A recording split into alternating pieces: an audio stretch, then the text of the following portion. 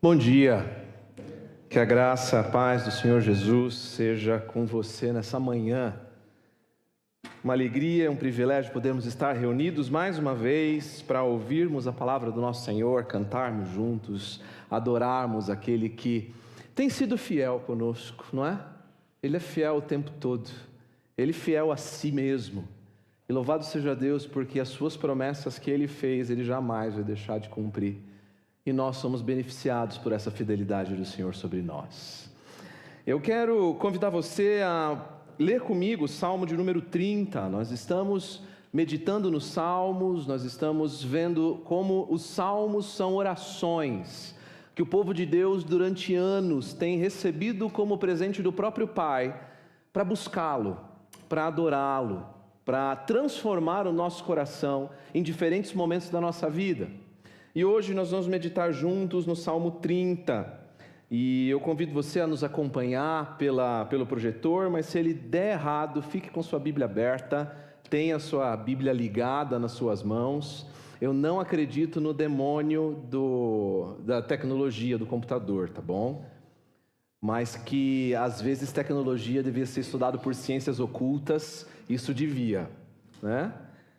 Fique de pé, vamos ler juntos a palavra do Senhor. Diz assim a palavra de Deus: Eu te exaltarei, Senhor, pois tu me reergueste,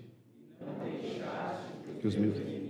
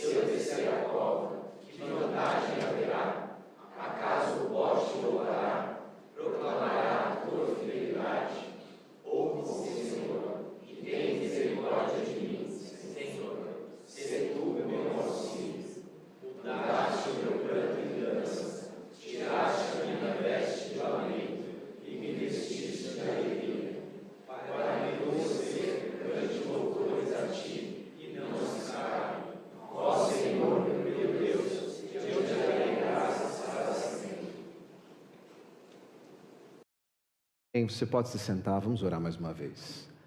Senhor Jesus, nós estamos como povo teu, como filhos teus, rendidos, ó Deus, diante da tua palavra. Senhor, venha produzir em nós, ó Deus, nessa manhã, aquilo que só tua palavra pode fazer. Senhor, que ela penetre os campos escondidos do nosso coração, trazendo, ó Deus, à tona aquilo que o Senhor deseja fazer no coração de cada um de nós. Senhor, faz a tua obra hoje. É que eu te peço, ó Deus, enquanto meditarmos juntos na tua palavra, Senhor. Em nome do Senhor Jesus. Amém. Amém. Eu não sei você, mas existem poucas coisas que dão tanta alegria para um pai quanto ver o seu filho feliz e alegre. Não é verdade? Eu tenho na minha memória momentos onde eu guardo até hoje coisas que meus filhos fizeram, que eu fiz com eles, ou coisas que eles falaram. Aqueles momentos que a gente gostaria de guardar numa moldura para não sair dali para sempre, né?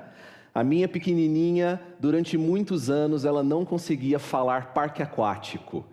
Então, toda vez que ela dizia que queria ir num parque aquático, ela falava que queria visitar um pachachaco. Gente, isso era tão fofo. Pais, que não tenha nenhum fonoaudiologista me ouvindo, mas assim, deixa o seu filho falar errado, é muito fofinho. Ele vai ter a vida inteira para falar certo e 5, 6 anos para falar errado. Então aproveite esses momentos porque passam rápido. Mas na minha memória, eu lembro de quando meu filho mais velho tinha mais ou menos até os seus 3 anos, existia uma brincadeira que era a sua brincadeira favorita e era a minha também.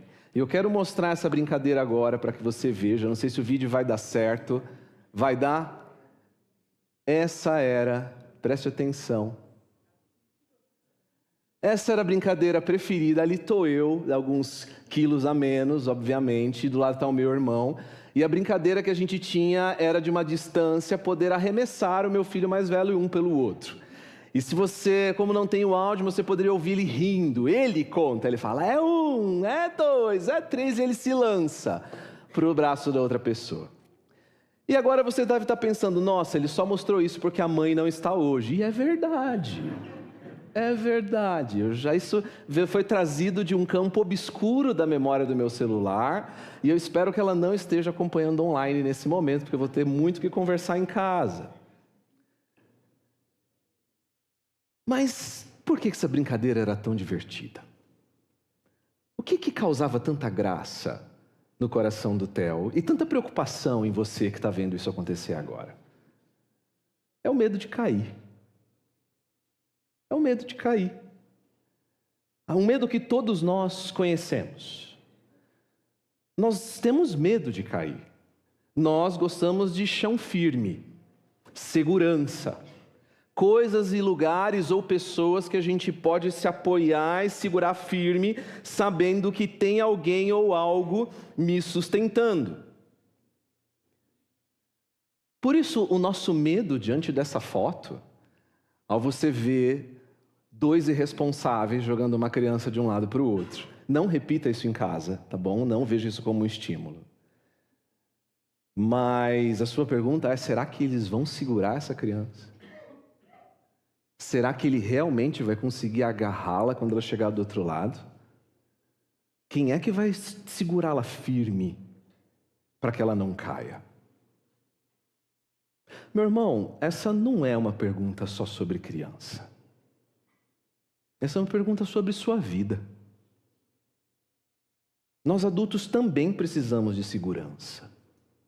Nós adultos gostamos de uma vida minimamente previsível, organizada, uma agenda organizada, ainda que na nossa mente, de como as coisas precisam acontecer no meu dia, na minha vida. Por isso criamos estruturas de proteção, criamos planos, guardamos dinheiro na poupança, fazemos seguros de vida, do carro, da casa, do trabalho, do computador, do celular, cuidamos da nossa saúde, cuidamos da aprovação que recebemos das pessoas, cuidamos da nossa reputação e do nosso futuro. Em algum momento nós dizemos para nós mesmos, sem perceber, que se eu pelo menos tiver tudo isso, se eu estiver seguro, eu jamais seria abalado. Se eu ao menos tiver o carro que eu queria, se eu ao menos tiver o meu estado de saúde, se eu ao menos tiver esse emprego ou essa promoção, eu jamais serei abalado. Essa é uma frase que a gente diz. Talvez a gente não fala tanto, mas a gente certamente pensa e guarda. Mas a graça de Deus, meus irmãos, é tão grande que eu não sei se você já parou para perceber, mas Ele não permite que a gente segure nessas falsas seguranças por muito tempo. Pode ser que a nossa montanha, como o salmo que a gente acabou de ler, pareça firme por algum momento, mas vai chegar o dia onde Deus esconde o rosto. Vai chegar o dia onde Deus remove aquilo que nós estávamos nos apoiando. E a segurança que a gente tinha até agora vai desmoronar de um dia para o outro. Uma das perguntas que o Salmo 30 tenta trazer para nós é exatamente essa, por quê? Por que que Deus remove as nossas seguranças? Por que que Deus muda o controle da nossa agenda?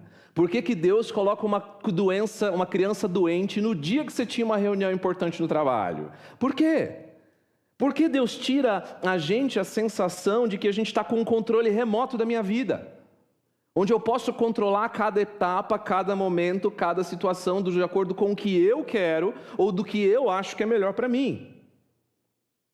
Quando nós olhamos para o Salmo 30, nós vemos que esse é um salmo de gratidão. Ele é um salmo de reorientação.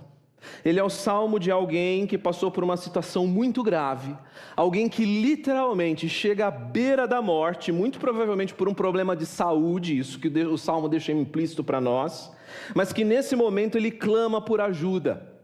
Ele é resgatado então por Deus e agora ele olha para trás com gratidão.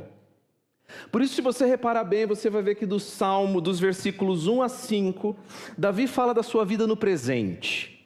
Davi fala do hoje. Ele louva a Deus pelo que Deus fez e por quem Deus é. Mas do versículo 6 a 10, Davi faz um flashback. Ele volta no tempo. Ele olha para trás para o seu momento de aflição, quando toda a segurança que ele achou que tinha é removida e ele perde o seu controle. E então nos versos 11 a 12, o salmo termina com alguém que volta. Não somente como alguém que volta, mas alguém que volta e canta. Alguém que volta e louva. Alguém que é restaurado. Porque ele foi alguém que descobriu que ainda que o choro dure uma noite, a alegria vem pela manhã. Davi então nos conduz por um caminho que vai da segurança ao clamor. E do clamor a uma alegria ainda maior do que ele tinha antes do seu momento de aflição. Por isso nós vamos acompanhar hoje, enquanto nós aprendemos mais sobre as verdades desse salmo, acompanhando esse fluxo que Davi nos ensina. Primeiro nós veremos que a falsa segurança que Deus remove, o que acontece quando Deus faz isso. Depois veremos o clamor de quem já não consegue se sustentar e, por fim, veremos a alegria que surge no coração quando Deus nos restaura, quando Deus nos coloca de volta em suas bondosas mãos. Esse é o caminho que nós vamos fazer hoje. Então nós iremos do salmo, do versículo 6 até o versículo 10, depois versículos 11 e 12 e também dos versículos de 1 a 6. Em primeiro lugar, nós vamos ver então que Deus remove as nossas falsas seguranças.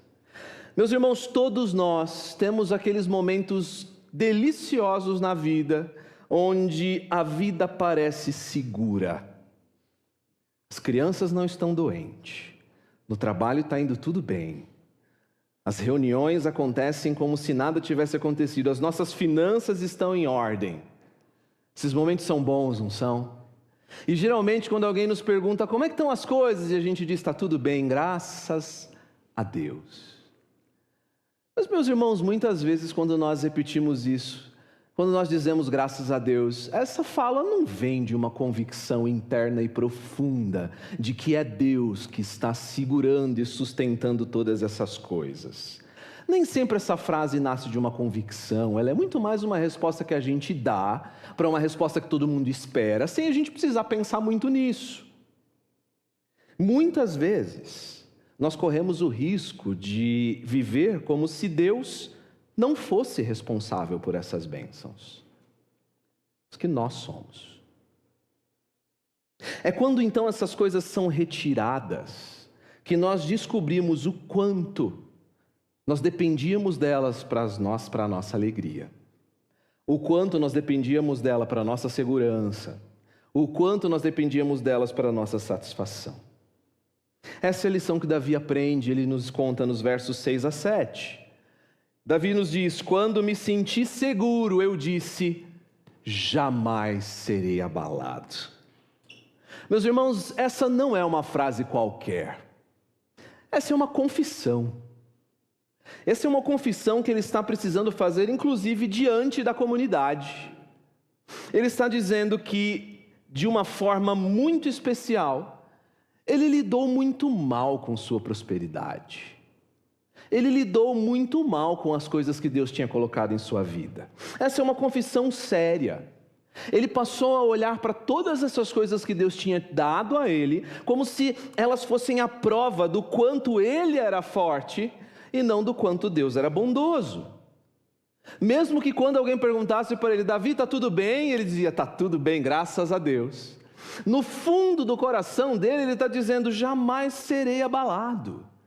Eu sou invencível, está tudo bem, olha que vida maravilhosa que eu construí para mim. A agenda funciona, o carro está bem, não tem nenhum problema de vazamento em casa.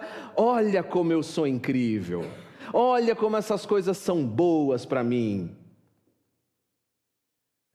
O problema é que Davi está fazendo uma confissão tão séria aqui, que essa frase, eu jamais serei abalado, não é apenas uma frase perigosa.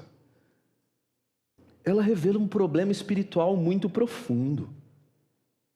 Se você pesquisar bem os Salmos e pesquisar essa frase que diz jamais serei abalado, ela é uma frase que aparece nos Salmos não de alguém que conhece a Deus, mas essa é exatamente a frase que Davi coloca na boca dos ímpios.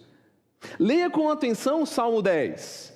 O Salmo 10 descreve como alguém que diz no seu coração, na sua presunção, o ímpio não busca Deus. Não há lugar para Deus nos planos do ímpio. Ele pensa consigo mesmo o quê? Adivinhe. Nada me abala. Jamais alguém me fará dano. Meus irmãos, o que Davi está assumindo aqui é que diante da sua prosperidade, diante das bênçãos que Deus tinha colocado no seu caminho, Davi viveu um ateísmo prático, um ateísmo na prática, um ateísmo de que crê em Deus na teoria, mas constrói a segurança da sua vida como se Deus não fosse necessário. Alguém que vive dia após dia sem reconhecer a presença, o cuidado e a provisão de Deus nos mínimos detalhes da sua existência. Porque jamais ser abalado, ainda que seja algo que a gente não diga, pode ser algo que a gente crê, pode ser algo que a gente acredita. Perceba quanto uma alteração na agenda rouba sua paz. Você programa o seu dia, você imaginou uma semana, e de repente uma reunião de última hora faz o que com sua segurança? Tira de você. Quando uma crítica de alguém destrói a segurança e a imagem que você criou sobre si mesmo. Ou pense na possibilidade de perder reputação, conforto, saúde, estabilidade, quanto isso nos tira completamente do eixo. Davi está nos mostrando que a falsa segurança, ela não é apenas perigosa, ela é enganosa.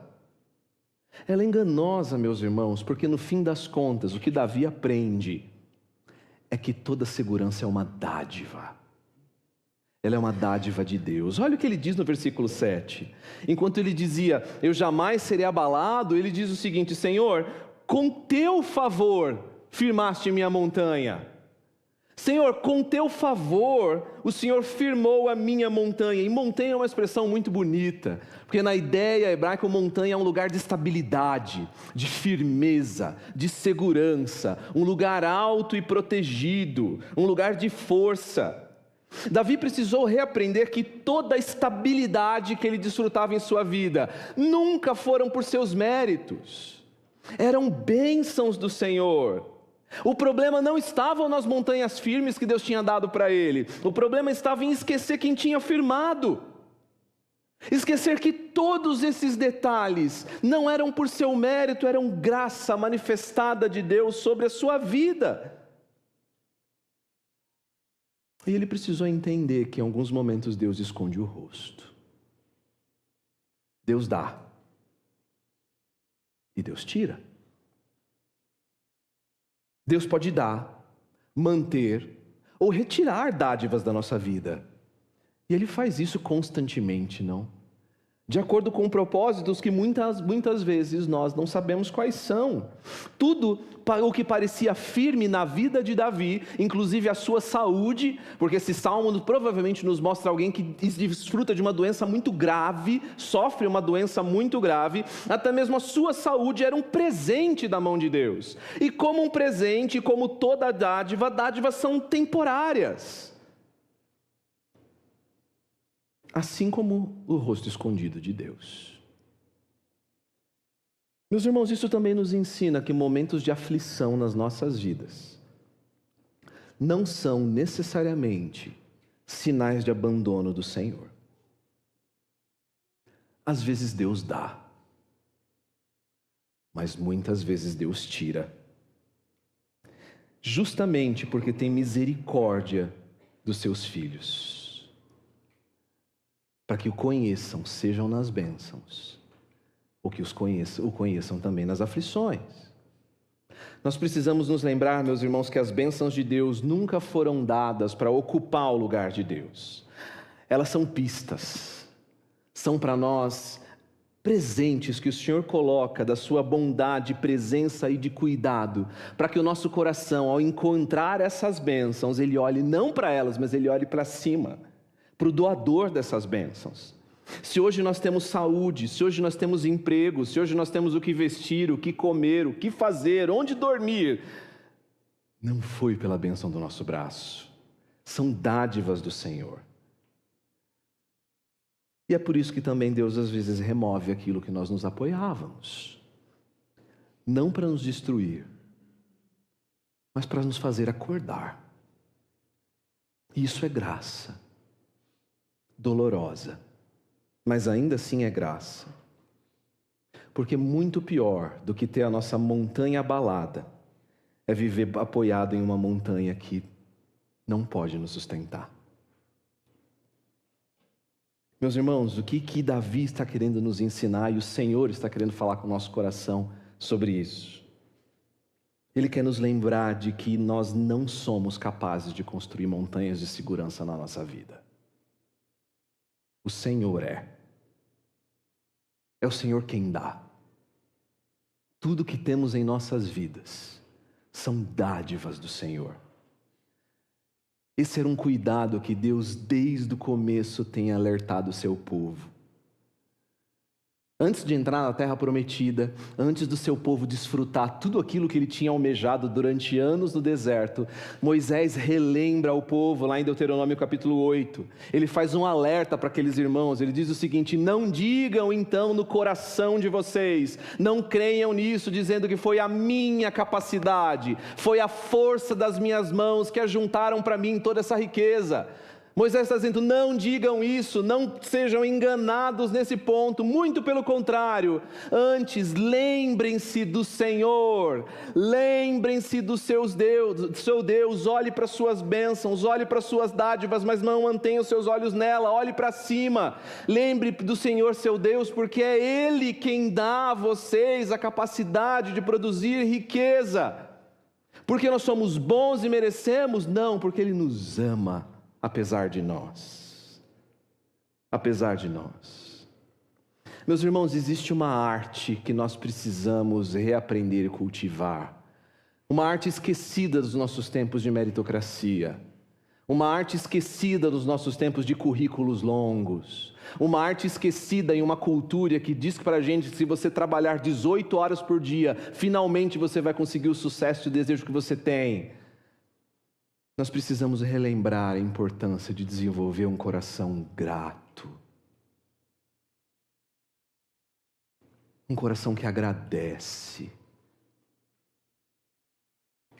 Um coração que não diz apenas graças a Deus como uma expressão automática, mas um coração que nomeia as dádivas que recebeu do Senhor. Um coração que se senta numa mesa de uma refeição e diz, Senhor, se hoje nós temos alimento, não foi a minha força, isso é presente do Senhor. Senhor, se hoje eu tenho um carro, se hoje eu tenho um trabalho, se hoje eu tenho saúde na minha família, Senhor, isso é dádiva sua, isso vem de Ti, minha saúde vem de Ti, meu trabalho vem de Ti, a minha capacidade vem de Ti, são dádivas, e dádivas, meus irmãos, nós recebemos de mãos abertas, nós não recebemos elas de mãos fechadas. Se são dádivas, Deus deu não porque nós merecemos, mas Deus deu porque Ele é bom. Por isso agradeça de mãos abertas, porque pode ser que Deus as remova em algum momento. Por isso planeje, trabalhe, cuida, sirva, mas lembre-se que quando a montanha estiver de pé, é Deus quem está firmando. Um amigo tem uma frase que sempre me marca muito, ele me diz que gratidão é um coração cuja memória descansa no Senhor. É um coração que consegue olhar para trás e ver o que Deus tem feito e dizer: Senhor, eu sou grato. Tudo é teu. E eu sou grato porque o Senhor ama e tem misericórdia desse pecador.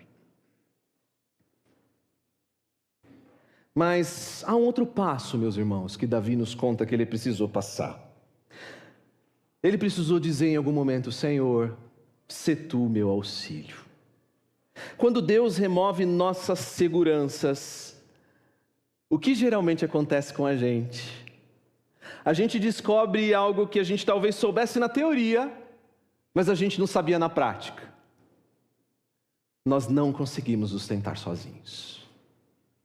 Por isso Davi nos mostra que um coração que antes dizia: jamais serei abalado, um coração que dizia: eu estou seguro em todas as coisas, agora tem que aprender a clamar ao Senhor e dizer: Senhor, me ajuda. A aflição então mostra, meus irmãos, que ela não apenas muda as circunstâncias de Davi. A aflição que Davi passa muda o seu coração. É exatamente isso que nós encontramos nos versículos 8 a 10. Davi diz o seguinte: a Ti, Senhor, eu clamei, a Ti pedi misericórdia. Se eu morrer, Senhor, se eu descer a cova, que vantagem há? Acaso o pó te louvará? Acaso o pó proclamará a tua fidelidade? Meus irmãos, você percebe o que Davi está fazendo aqui? Davi está argumentando. Davi está defendendo sua causa. Em outras palavras, Davi dizendo: Senhor, se eu morrer, a minha boca vai se fechar. Senhor, se eu morrer, se o Senhor não vier me ajudar nesse momento de saúde crítico que eu estou, Senhor, como anunciarei o teu louvor? Como eu direi para outras pessoas o que o Senhor fez em mim? Meus irmãos, percebam a natureza desse argumento. Davi não está pedindo apenas para viver. Davi não está mais interessado com sua saúde. Ele está pedindo para viver para Deus.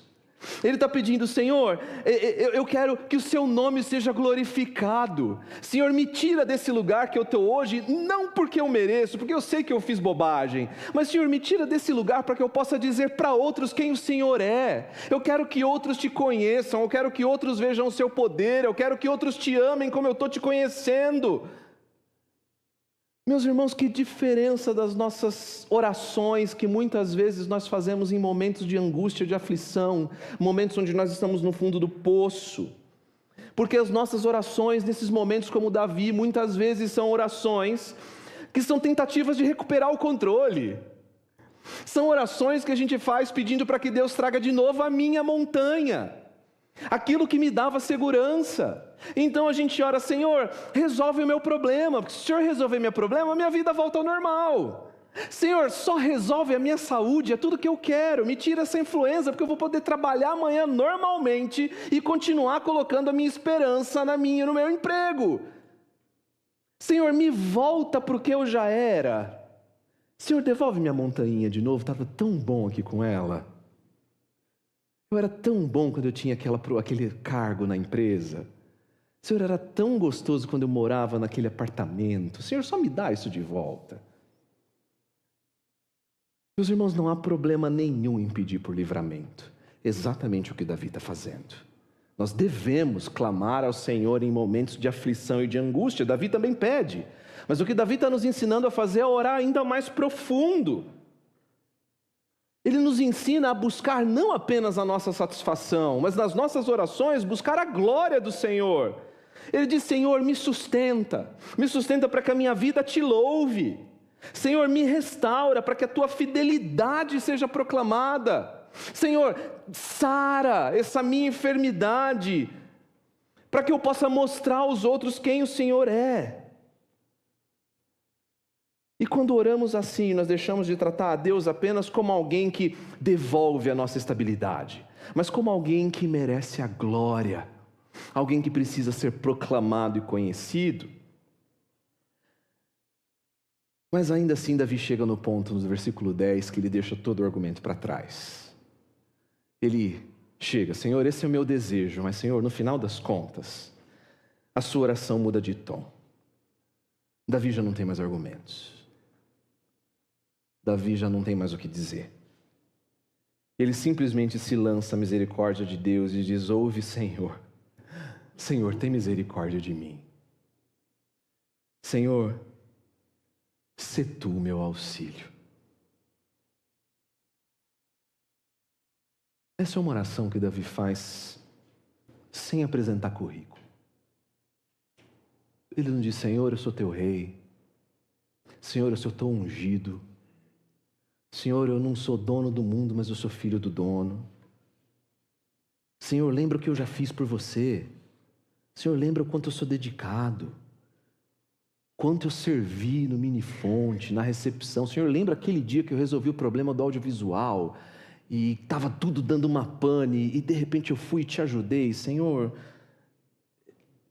ele não diz isso. Ele só diz: Senhor, tem misericórdia. Senhor, me ajuda. Meus irmãos, a aflição, ainda que doída, ela tem uma lição muito poderosa na nossa vida. Quando recebemos diante de Deus a aflição, ela tira da gente toda a nossa ilusão de merecimento, de dignidade. Ela nos leva a um lugar onde nós ficamos quase que completamente nus diante do Senhor. Eu não tenho nada para te oferecer, Senhor, eu não tenho nada para esconder. Ele nos leva a um lugar onde nós não temos mais nada para impressionar Deus, mais nada para manipular ou controlar ou dar uma oração um pouco mais recebida. Nós só podemos depender dEle.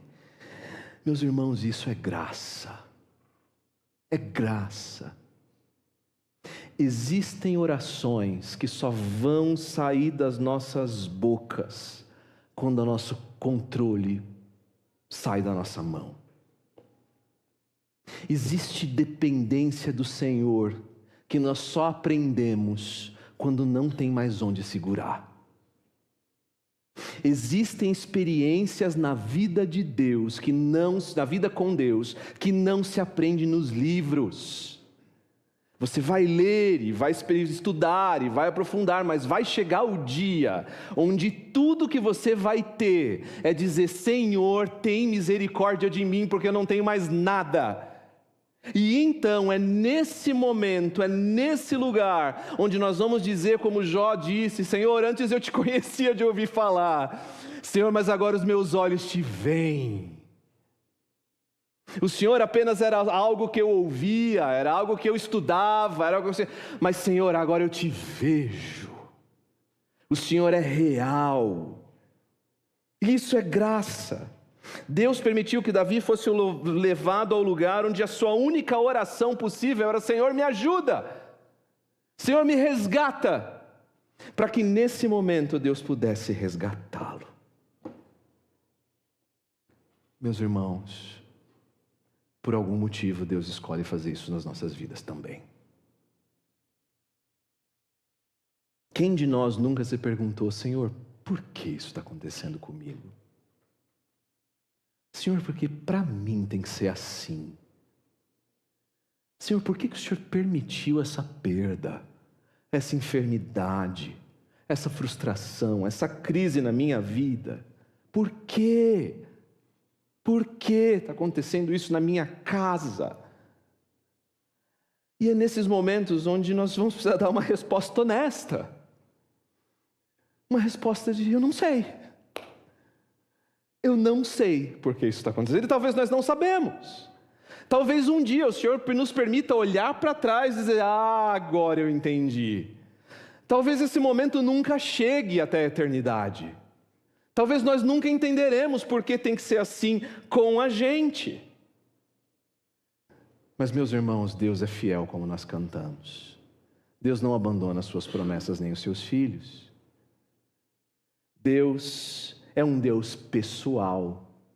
Um Deus que nos trata não de uma maneira generalizada e vaga, mas um Deus que sabe exatamente o que cada um de nós precisa. Um Deus que nós temos a segurança de que uma vez que somos seus filhos, o nosso sofrimento nunca é sem propósito. Nunca é sem propósito. Deus não tem nada menos do que o bem para o seu povo. Ele começou uma boa obra em nossa vida e Ele vai terminar. O problema é que nem sempre o que nós chamamos de bem é o que Deus chama de bem. Nem sempre o que nós queremos como bem é o que Deus tem compromissado em nos dar. Deus prometeu aclamar e pedir pelo pão, pelo abrigo, pela vestimenta, nos termos dele, não nos nossos. Ele não te prometeu uma bota de jacaré para você viajar de avião. Não são esses os termos de Deus. Não há bem nenhum em conforto, sem que esse conforto produza dependência. Não há bem nenhum em prosperidade, sem humildade. Trabalho ou ministério sem dependência de Deus não é bem. Porque muitas vezes aquilo que nós chamamos de vida boa é exatamente aquilo que nos afasta de Deus, não é? Quantas vezes Deus remove as nossas seguranças, remove as nossas montanhas, justamente para revelar onde o nosso coração estava descansando. Deus tira por misericórdia, e quando essas coisas são abaladas, dói. Dói porque perder ídolos dói. Dói porque dói descobrir que não tem controle.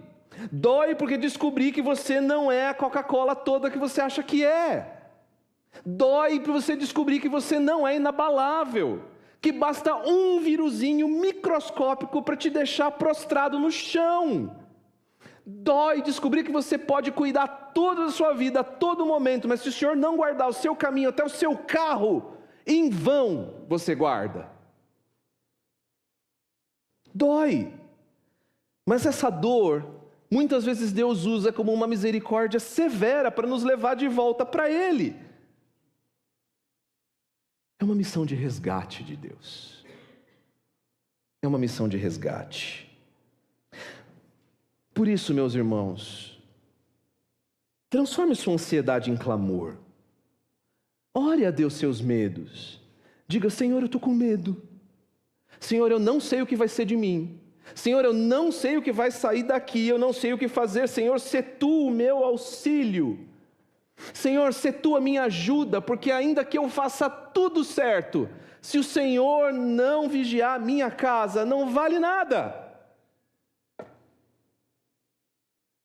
Mas, meus irmãos, às vezes nós precisamos também de alguma forma, olhar para o sofrimento com outros olhos. Com outros olhos. Clamando ao Senhor para que o suspenda, mas também dizendo, Senhor, o que o Senhor quer mostrar aqui para mim? Senhor, o que eu confiei tanto que agora está sofrendo e que agora está doendo no meu coração? Senhor, que tipo de dependência o Senhor quer trabalhar agora em mim? Não é à toa que Lewis dizia, você já me ouviu dizer essa frase, uma das minhas preferidas, ele dizia que Deus sussurra nos nossos prazeres. Deus fala conosco em nossa consciência, mas Deus grita na nossa dor. A dor é o megafone de Deus para nos acordar num mundo surdo. Deus usa isso como misericórdia. Mas por fim, meu irmão e minha irmã, ainda que você sofra, eu quero relembrar você de algo fundamental. Não sofra sozinho. Não sofra sozinho. O que você está vendo é Davi transformando o seu sofrimento, sabe no quê? Num cântico. E o que você faz com cântico? Todo mundo canta. Todo mundo conhece e sabe o que você está passando. A dor não deve servir para isolamento. Muito pelo contrário. Na comunidade do Senhor, a dor é um lugar onde nós encontramos apoio e refúgio de Deus, manifestado na vida de outros. Irmãos, Deus ilustra a comunidade do Senhor como um corpo, ou seja, a manifestação visível e real de um Deus invisível. Muitas vezes nós oramos, Senhor, me dá a sua mão, e a mão está sentada do seu lado da igreja. Eu falo, Senhor, me dá seus pés para chegar onde eu estou, e Deus está dando um carro para o irmãozinho que está sentado do seu lado, mas ele nunca vai saber se você não contar. Contar. Procure irmãos maduros. Procure gente que você possa dizer, olha, me ajuda nisso aqui.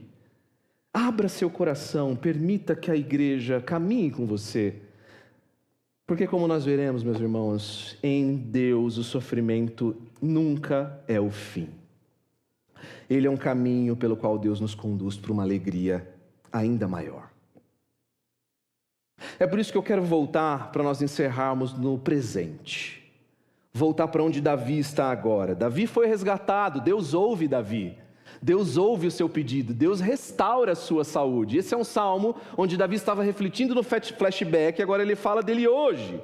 Aquele que antes dizia, Senhor, jamais serei abalado, ele aprende a clamar, Senhor, seu meu auxílio, e agora o que ele faz? Ele canta, ele dança. Veja a descrição no versículo 11, ele diz, Senhor, o Senhor mudou o meu pranto em dança. O Senhor tirou a minha veste de lamento e me vestiu de alegria. Por quê? Para que eu cante louvores a Ti e não me cale. Ó Senhor, meu Deus, eu Te darei graças para sempre. Meus irmãos, olha como Deus apenas não remove falsas seguranças, mas como Deus também transforma e leva os seus filhos a uma alegria ainda maior, uma alegria ainda mais segura, uma alegria ainda mais completa do que ele tinha antes. É isso que Davi está nos dizendo. Davi está nos dizendo que de uma forma muito sobrenatural no Senhor, para o Filho de Deus, tristeza e alegria não são iguais. Tristeza e alegria no Filho de Deus, eles não têm a mesma medida. Para o Filho de Deus, tristeza e alegria não são forças iguais. Davi está nos dizendo que a tristeza é real, de que o choro é real, de que a noite é verdadeira, mas nada disso é a palavra final de Deus para os seus filhos. Deus não apenas interrompeu a dor de Davi, mas mudou a sua condição. E essa é uma das grandes verdades do Salmo 30. De que em Deus o lamento não tem a última palavra. A alegria tem.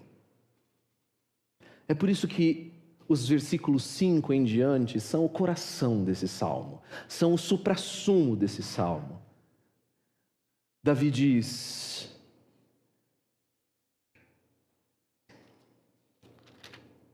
cantem louvores ao Senhor. Ele convoca a igreja a clamar a Deus de alto e bom som. Ele diz, cantem, louvem vocês que são os seus fiéis e louvem o teu santo nome. Por quê? E toda vez que você vê porquê na Bíblia, há um motivo para isso, há uma explicação. Ele está dizendo por que então nós precisamos cantar, por que nós vamos entoar louvores, por que ele convoca a congregação para cantar com ele? Porque a ira do Senhor dura apenas um instante, mas o seu favor dura a vida toda. Ele entendeu que o choro pode persistir uma noite, mas a alegria vem pela manhã. Meus irmãos, Davi não está dizendo que a noite não dói. Davi não está dizendo que o sofrimento dos filhos do Senhor é irrelevante. Algumas noites são longas demais, não são? Há algumas noites que duram, não uma noite, mas tem noites que me duram meses, não tem? Tem noites que duram anos, fases inteiras da vida. Mas o que Davi está dizendo? Ele está tentando nos lembrar que para o povo de Deus, ele usa exatamente essa linguagem. A noite, a dor, é como um convidado indigesto, que aparece em casa sem convite. Essa é a linguagem. Ele está falando de alguém que hospeda alguém em casa. Alguém que chega sem ser chamado e fica ali por um tempo.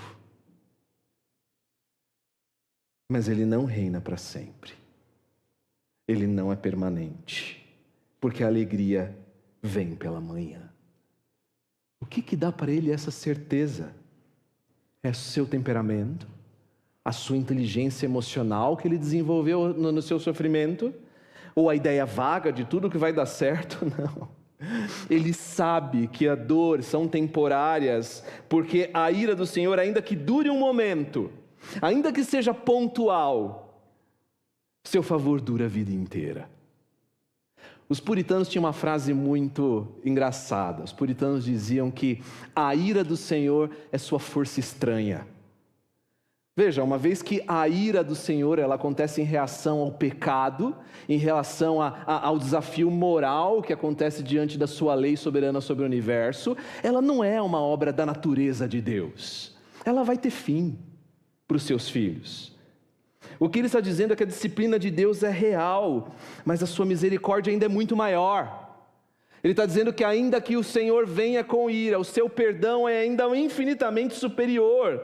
Por isso que quando Deus permite a noite, Deus não está escrevendo o fim da nossa vida, Ele está nos conduzindo os seus filhos para uma alegria ainda mais profunda, uma alegria ainda mais verdadeira. Meu irmão, se Davi tinha essa esperança, nós em Cristo temos essa certeza ainda mais clara. Davi foi resgatado de uma situação próxima da morte, mas o filho maior de Davi, o seu descendente, ele entrou na morte por nós. Na cruz, Jesus Cristo enfrentou a noite mais escura, e ali, de uma forma como nós nunca seríamos capazes de suportar, Deus esconde o seu rosto. Deus olha para ele e se agrada em moê-lo, como diz Isaías 53. Ali Jesus carrega a nossa culpa, a nossa vergonha, nosso pecado, a ira que nós merecíamos. E na sexta-feira parecia que o lamento havia sido vencido. Sábado foi dia de choro e tristeza. Mas no domingo, adivinhe, a alegria veio bem cedinho.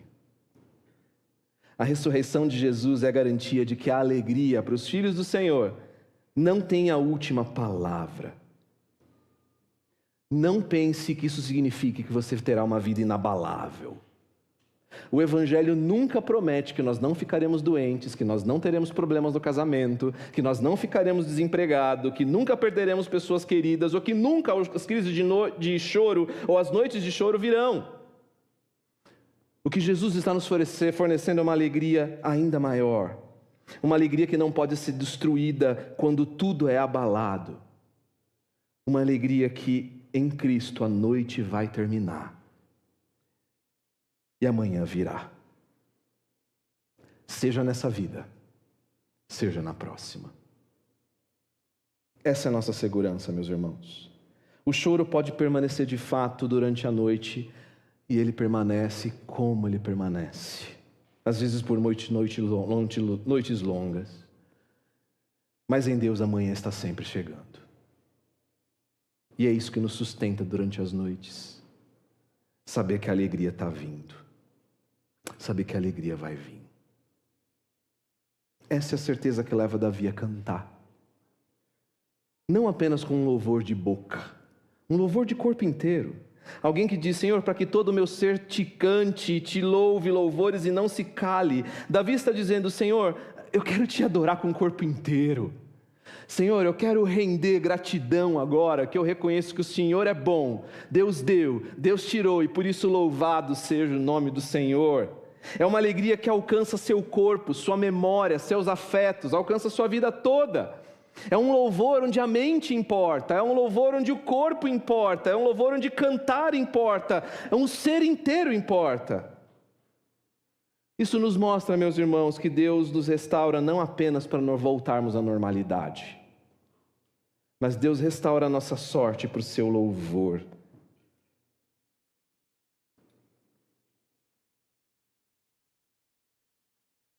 Olhe para trás, como Davi está fazendo. Que motivos de gratidão você tem para entregar ao Senhor?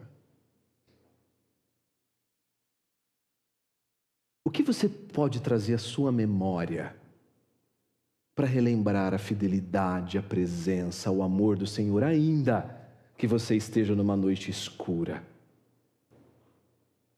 Como você pode, na sua casa e para os seus filhos, ter memoriais visíveis, marcados da presença de Deus na sua vida e na vida de vocês, pais? Como vocês podem transmitir para eles a ação do que Deus tem feito em vocês? Mostrem fotos, mostrem objetos. Filho, isso daqui era de quando o papai e a mamãe estavam desempregados. Mas filho, um dia papai e a mamãe clamou ao Senhor e o Deus veio. Esse Deus é real porque Ele agiu na vida do papai e da mamãe. Quantas vezes você pode virar para o seu cônjuge, para a pessoa do seu lado, diante de uma dificuldade e dizer: amor, está difícil, mas lembra do que Deus fez por nós. Lembra de onde Deus já nos tirou. Lembra da esperança que nós temos no Senhor. Meus irmãos, por isso nós precisamos orar, lembrar dos livramentos de Deus, antes mesmo de entender tudo. Um coração grato não nega a dor, mas coloca a dor no seu devido lugar, iluminado pela graça de Deus. Meus irmãos, por que aquela criança pode ser lançada para o alto, de um lado para outro, e rir enquanto a gente está morrendo de medo? O que faz essa criança de 3 anos poder rir enquanto é lançada para o alto? O quê? Você acha que ela tem alguma capacidade de calcular a trajetória? Força versus velocidade é igual G ao quadrado. E nem sei se é essa fórmula, adolescentes, me ajudem. Ele está calculando a distância, ele é capaz de calcular risco, impacto, ele consegue sequer controlar seu movimento. Mas o que torna essa brincadeira tão divertida? É confiar que do outro lado tem braços esperando por ela. O que torna isso divertido não é se essa criança tem controle. Ela não tem nenhum. O que é divertido é que ela sabe quem está esperando por ela do outro lado. Talvez essa tenha sido a grande descoberta de Davi. Ele nunca esteve tão seguro quanto imaginava quando sua montanha estava firme. E ele nunca se sentiu tão abandonado quando sua montanha desmoronou. Talvez hoje Deus esteja mostrando para nós que aquilo que nós chamamos de segurança era apenas uma ilusão. Talvez Deus esteja revelando para alguns de nós que nosso coração estava apoiado em coisas boas, mas em coisas muito frágeis. E talvez hoje Deus esteja removendo suas seguranças, removendo suas montanhas, para te ajudar a descansar na rocha. E talvez você esteja no meio da noite, meu irmão. Talvez você não consiga dançar hoje. Talvez você ainda esteja tentando só respirar. E a sua única oração possível: Senhor, tudo que eu consigo hoje é me ajuda. Ser o meu auxílio. E se esse for o seu caso, ore assim. Essa é uma boa oração. Senhor, sê tu o meu auxílio. Mas lembre-se que o filho maior de Davi não apenas sentiu a morte se aproximar, porque Jesus saiu vivo da sepultura. Todos nós podemos ter a certeza de que o choro dura uma noite, mas a alegria virá. Deus não promete que sua vida vai ser inabalável. Ele não promete que você nunca cairá. Ele promete que em Cristo sempre há braços esperando por você. E ao contrário de mim e do meu pouco juízo, que poderia deixar essa criança cair no chão, Jesus nunca vai deixar. Ele prometeu que todos aqueles que viessem a Ele, Ele jamais abriria a mão. Por isso, meus irmãos, o Pai que ressuscitou Jesus dentre os mortos vai transformar no tempo certo o pranto dos seus filhos em dança. Talvez isso não seja nessa vida, mas certamente será na próxima. Quando sua montanha estiver firme, humilhe-se diante do Senhor. Reconheça que todas as bênçãos, ou ainda as dificuldades, vêm dele. Mas clame quando a noite chegar. Espere quando você não houver luz. Mas quando a manhã chegar, cante, louve, com todo o seu ser, com toda a sua força, ao Deus que transforma a falsa segurança em dependência, dependência em restauração e restauração em alegria. Porque em Cristo, meus irmãos, o choro dura uma noite, mas a alegria vem pela manhã. Vamos orar. Diante do Senhor, Pai, nós estamos rendidos, clamando a Deus e com tantas coisas vindo à nossa cabeça sobre montanhas que nós podemos estar nos segurando e nos apoiando. Jesus, se for da sua vontade, se for para o nosso bem, remova. Tira, Senhor, a nossa segurança se for necessário. Senhor, como é difícil essa oração. Mas Deus, ainda que o Senhor retire, nos dê sua mão. Nos ensine, Senhor, a te buscar quando o momento chegar. Nos ensine, Senhor, a esperar no Senhor quando ainda não houver luz, mas nos ajude, ó Deus, a com todo o nosso coração, a almejar pelo dia onde cantaremos, onde louvaremos, onde reconheceremos juntos a Tua bondade, a Tua presença fiel e restauradora chegando sobre nós. Senhor, essa é a nossa esperança, não porque nós somos fiéis, nós somos falhos, mas o Senhor é fiel. O Senhor é o nosso castelo forte, o Senhor promete nos perseguir com bondade e misericórdia. Então por isso eu clamo, nos dê, Senhor, a Tua mão. Sê Tu o nosso auxílio. É o que eu oro em nome de Jesus. Amém.